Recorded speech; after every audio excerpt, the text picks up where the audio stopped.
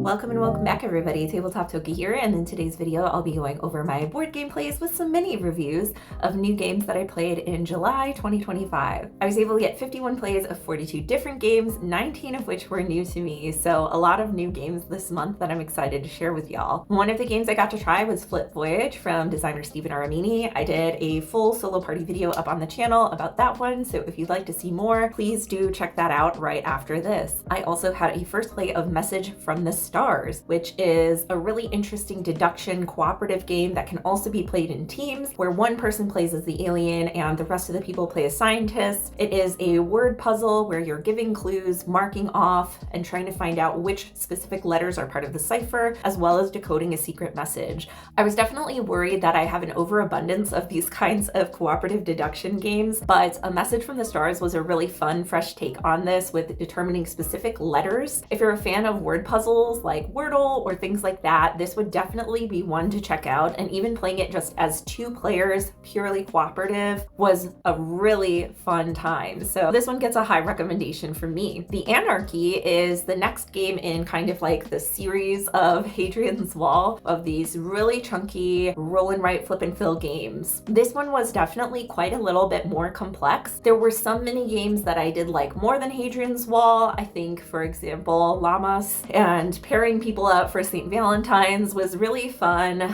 I don't know that I like it more than Hadrian's Wall, but that might just be familiarity bias, where I've played Hadrian's Wall so many times and really love it and feel familiar with it, whereas the Anarchy was brand new and I was still trying to figure things out. So this is one that I'm excited to try more in the future and see how my feelings develop over time. Fliptown New Frontier is the new standalone expansion for Fliptown. I did post about this one on Instagram, as well as the new double barrel mode where you can use the old board and the new board, 4 rounds of play, ricocheting actions back and forth, and some exciting new features for solo play as well. So again, if you're interested in checking out more, you can go ahead and look on Instagram right after this. Catap was one of the only games that I backed on Kickstarter in the past year. It is a card shedding game for 2 to 4 players that also incorporates dice. We only got to play this at 4 players so far, and I think that it did kind of suffer a little bit from one of the things that a lot of card shedding games suffer from at higher player counts, which is the lack of decision and ability based on the fewer number of cards that you have in your hand. I thought the mechanic of adding in dice, having your heaven cards in hand and your hell cards that are down in front of you provided some unique strategies and opportunities, but overall, it felt a little limiting with 4 players, so I'm really excited to try this one at 3 players and especially at 2 players to see if that kind of mitigates some of that issue and if it's viable to incorporate those cool mechanics in at a lower player count where you just have a little bit more flexibility with how many cards you have in hand to start with. Carnac is a new title from DVC Games for 2 to 4 players where you are going to be placing different pieces out on a mat and constructing different buildings. Upon first reading through the rules, I thought that this is kind of feeling like it might just be throw things out, see if you can complete objectives based on where things are at, but one of the really interesting things is that instead of placing pieces out, you can actually upgrade pieces from yellow to white, and then they become more permanent structures that cannot be manipulated. So there were some really interesting decisions with the timing and placement of those more permanent structures, placing out priests to lock in certain statues and things like that. This game really shines, I think, at lower player counts. Again, with more players, there's just so much time in between turns where you can't really manipulate the state of the board, which then allows you to score objectives or not. So I think overall, playing this one at 2 for a first play was a really great introduction to the game. And again, I'm excited to see how it plays at different player counts as well moving forward. Idle Hands is a trick-taking game for 3 to 4 players. This is one that I had wanted to get my hands on for quite a while. And similar to what we were talking about with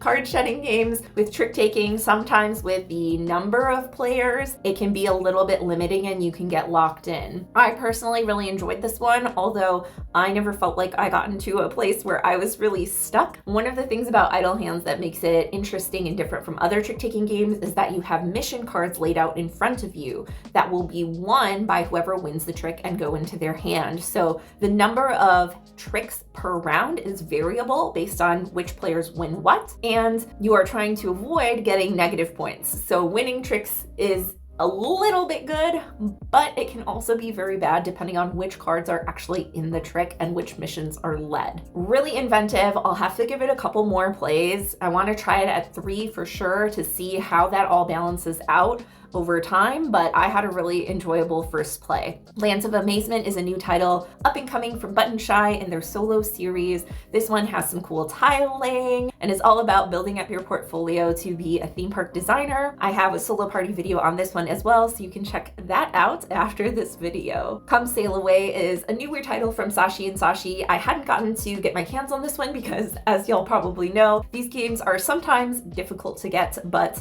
I was really excited to try it. I had a little bit of hesitancy because I wasn't sure that it would be as good as everyone said, but I really enjoyed this one at 4 players. The aspect of building patterns and calling your way out to get certain meeples in certain areas was really fun. I almost wish that there was something a little bit more interactive about drafting your meeples other than just getting a card and then passing the leftover to your opponent. That might have been something that felt like it was a little bit lacking for me in terms of just the competitive nature and interacting with other players throughout. But overall, I really liked the mechanics. I thought they were very solid, and I'm really excited to try this one solo. 5 Cucumbers is another card game from Freedom Trees. I thought this one was really cute. Again, trying not to get a lot of points. I wouldn't say that I loved it or hated it, but I thought that the theme was really interesting and fun. And moving right along, we have some more new plays. Conserve Us, which is a solo game from Scott Alms. This is one that a lot of people, especially y'all in the Discord, had recommended, and I was really excited to try it. Thankfully, our sponsor, Noble Knight, had some in stock with this new printing that came out, so I was able to snag a copy in last month's order. I have to say that while the game was adequately challenging at the first level, I think it's like January that you play through, I wasn't as engaged as I hoped to be. For some reason, I thought that the game was going to be a little bit heavier and chunkier of a bag builder, and it was quite simple in its decisions of whether you want to fish or leave certain tokens in the bag to repopulate and get more tokens. It was very tight, but I didn't feel like it was very rewarding with some of the upgrades that you could get. There wasn't a lot of time to build an engine, and I know that later months and scenarios in the booklet do allow for more time or more tokens, more variety of tokens. So I'm really wondering how that plays out as I continue forward. All that to say that my first playthrough, I was not as enamored with this one as I expected to be, which kind of put a damper on things, but I can definitely see how maybe adding some more of those elements might draw me back in and win me over in the long run. Baranda or Baranda, I'm not sure, is a 2 to 5 player trick-taking game where you are going to be bidding on the number of tricks, but the collective bid of all the players once revealed will determine whether you're trying to win the most or the fewest tricks. There are also some special cards that interact with each other in really unique ways. I think this game would play wildly different at 2 players versus 5 players, just based on the collective bids, as well as some of those cards. For example, in a 2-player game, you only use values like 1 through 5, whereas in a larger player game, you have values 1 through a number that's very much higher, where 0 is overcoming the highest card of each suit. That's very tricky and very different based on the card distribution. So I loved trying this one at 2, really excited to get back to the table. I think the one letdown was that the cover art, as y'all can kind of see, is so gorgeous, and the actual card art is quite different from the box art, which was a little bit of a letdown, but overall very solid mechanically, and excited to try it with more players. Nasca is a little drawing game where each person is going to make a drawing and cover it up with 6 different tiles. These tiles will progressively be removed, and other players will try to speed guess what the drawing is based on the category. Really fun activity, really exciting drawing. There's a lot of strategy that goes into thinking about, okay, how can I get each of these 6 different areas to show what the drawing will be as they're revealed. You don't want to give too much information right away, but you also don't want to get it to where after 3 pieces are revealed, if nobody gets it, you don't get a point either. So it's a really fun balancing act in thinking about drawings, composition, etc. Sphinx is a 1 to 4 player tile manipulation game. I got to try this one on Board Game Arena as a solo play. I'd heard really good things about this one, so I was excited. I just haven't had a chance to get my hands on a physical copy. I have to say I was really let down. It just felt like random shifting around with the tiles. It didn't feel super satisfying to line up different combos. You also have the Sphinx tiles, which are wild, but then other tiles flip over and decay. I wasn't impressed by this one, nor do I think I would at all enjoy it as a multiplayer game. In fact, I think I would enjoy it even less because, again, other players will be manipulating the board in certain ways versus in the solo game where it's kind of prescribed and puzzly. So this one, unfortunately, was a pass for me. I guess it's good that I got to try it on BGA, but there it is. Another one I got to try on BGA was Oropamine. This is a very interesting game where you are shooting lasers into a grid and trying to deduce where the different gemstones are based on their orientation, whether it's a flat side or a diagonal side, and their color. The lasers will pass through and bounce off different gems and come out at different points on the grid in different colors. So for example, if a laser bounces off a white and then a blue and comes out, then the laser will come out light blue, the combination of white and blue. And you'll kind of know, okay, it must have bounced somewhere down here and then gone somewhere else and then bounced off of that blue gem. So trying to figure out where all those things are, kind of like Battleship, but with lasers. I really love the puzzle of this one.